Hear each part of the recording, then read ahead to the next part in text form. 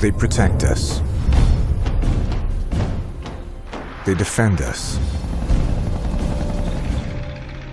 They help us in times of need. But they're being destroyed from within. Last year saw more Army suicides than any year on record. Day Our son was just one of thousands of veterans that this country has lost to suicide. after day only to die here at home in their sleep. after day. He then used a pistol to take his own life. There is a hidden enemy at work, It's got to stop. and it's hiding in plain sight. Ever since I was a little kid, I always loved the military. I loved the Army, and I think I always knew that I wanted to, join. And it was right after combat, so I started getting these dreams and flashbacks and all that stuff, and then kind of like big anxiety and all that stuff. And I went to my doc, and they said, "Yeah, we got to get you some meds," and they gave me them, and that was it. You take your meds and you can just start feeling it going down, and then you're just like, bam, and you're a zombie, My body was breaking down, and my wife, she's saying, this isn't right. And then one,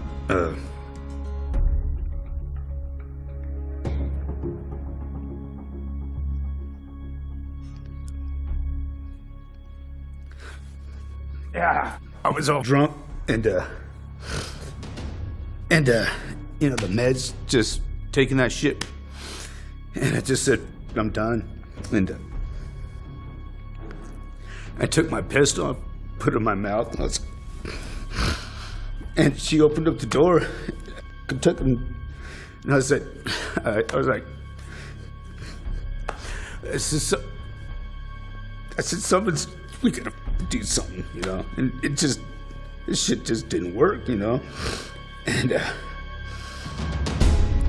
I knew I wasn't me, It was the drug that was doing it, and I knew I had to change or I'd be dead, and that's why I changed it. There is a huge problem with suicides in the military. Since 2002, the rate in the U.S. ranks has almost doubled. The suicide rate has really been going out the roof here lately with our military members, both while they're still in and once they return back to the States. I would move from base to base to base, and I'd be on different missions at different times. And one minute I'm on a base and I'm having lunch, and I'm being asked, hey, did you hear about those three guys, those three soldiers who committed suicide? It was a black eye on Fort Bliss. Soldiers were dying left and right. Preventable deaths, we're talking suicides, we're talking about these soldiers getting in their cars or motorcycles going 150 miles an hour and hitting a median.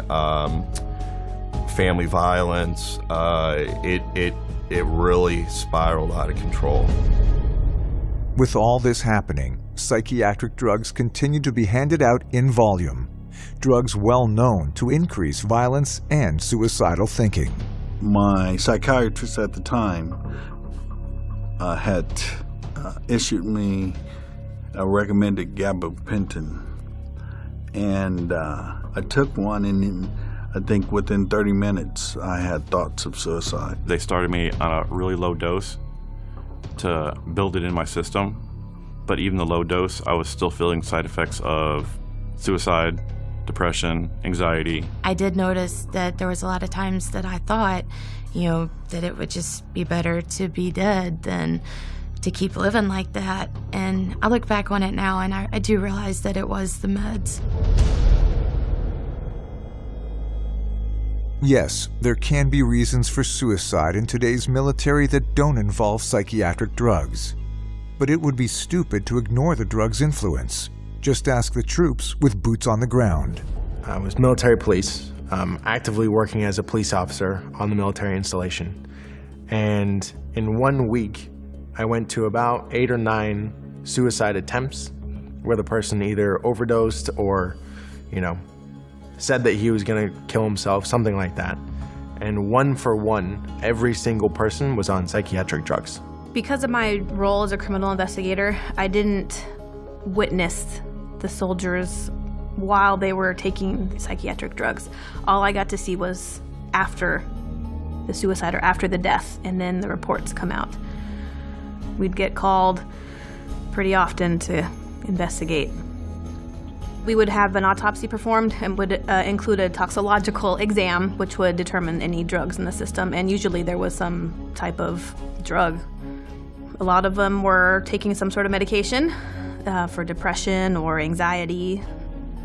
There were a lot of suicides happening in the military, overseas in theater and back in the States. From 2009 to 2012, more U.S. soldiers died by suicide than from traffic accidents, heart disease, cancer, and homicide. Some have claimed that this is because of the stresses of war, but 85% of military suicides never even saw combat, and 52% never deployed. Meanwhile, the safety of psychiatric drugs is never even questioned, and it's resulting in suicide attempts such as this one. My son joined the Army. He wanted to make a career and become something.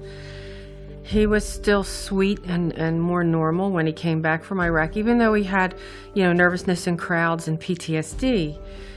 He was not different in personality as far as, to that degree like what we saw later on the drugs. And so when Michael said, hey, I'm having anxiety issues, I said, you need to go tell them. Well, and that's what really began his journey. That was the worst step, in my opinion, that we could have ever done. It started off with one drug and went to two. With each successive symptom that he got a new drug. And we noticed that he started to go down in personality. It wasn't our son anymore. It was, anger, slurred speech. It was surreal because the person I was talking to wasn't even my son. He was unsure of himself. He didn't have any will to do anything. At one point, he had stopped brushing his teeth, drinking water, eating, because he didn't care. He didn't even know that he was that way. I was in the dollar store and he called me and said, I don't want to upset you, but I want you to know Michael's okay, but he tried to kill himself. And he put 2 IVs in his arms and he bled out in the bathtub and he was drawing in his blood on the walls. He didn't even know he was committing suicide. His cognizance, his reason was already usurped by these pills. They take away who you are. And he wasn't the same. We had the hospital check him and they found at least 9 drugs in his system. And they're just the ones they tested for. They were giving my son drugs that had black box warnings, said, if you're under 25 and you're taking this pill, your risk of suicide is going up 50%. Risk of suicide. But they were still giving him the pills. What he went through was so horrific it's hard for him to talk about, but he allows us to speak because he wants to save his comrades. He wants to save others who are going through the same thing, who are being drugged with lethal cocktails. The serious risk of suicide of some of these drugs is something rarely discussed. Why not? Because those FDA black box warnings for 18 to 24-year-olds? That's the age range of 41% of all deployed American soldiers. And yet, the use of psychiatric drugs in the U.S. military has soared 76% since 2001. That includes antidepressants that psychiatrists hand out to soldiers to prevent suicide. There's no evidence that drugging stops suicide. The reason I'm saying this is because it is alleged that if somebody is suicidal, you should medicate them. Except there's no evidence that medicating somebody who's suicidal is going to prevent suicide. There's substantial evidence that many drugs actually promote suicide. And last year, within the DoD, there were 349 suicides among military personnel. That's almost one a day, literally one a day. That's more suicides than were killed in combat. And the military is very concerned. In fact, in 2009, Fort Campbell, Kentucky was actually closed down by the base commander for a time because they were having just an inordinate number of suicides. Suicides on Fort Campbell have to stop now. The last I heard, the VA was getting close to 450 calls a day to their suicide hotline, which they set up years ago to handle the amount of veterans that have suicidal thoughts on a daily basis. 450 calls a day. It's a problem that has echoed through the halls of government. One of the biggest concerns I have about the military is the inordinate number of suicides that have taken place among active duty and those who've left the military. And we need to find out the causes of that. Stress in combat, of course, is one, but there's a growing number of scientists and doctors around the world who believe that psychotropic drugs are a contributing factor. And we need to find out for sure, and for that reason, I think we need to have congressional hearings and find out all the reasons that these suicides are taking place. 3 years ago, I got Congress to hold hearings to examine the relationship between suicide and increased use of medications, and there was a direct parallel. The amount of suicides were increasing proportionate to the amount of medications being introduced. So, do antidepressants cause suicide? Of course they do. And as bad as it is in active duty, veterans have it far worse. They are killing themselves at a rate of 22 a day, one every 65 minutes.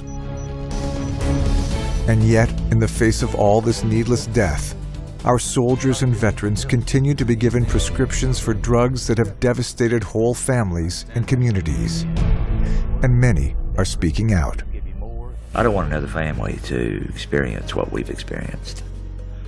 Unfortunately, that's happening. This is an outrage. What's going on here? Are these young people just guinea pigs? Apparently so. My daughter was a guinea pig. And she's gone. One of Tony's last things, he always told me, just keep speaking up, Mom. Even if you only help one person, just keep speaking up. My goal is not just to tell Anthony's story, but I feel it's a story that's not unique.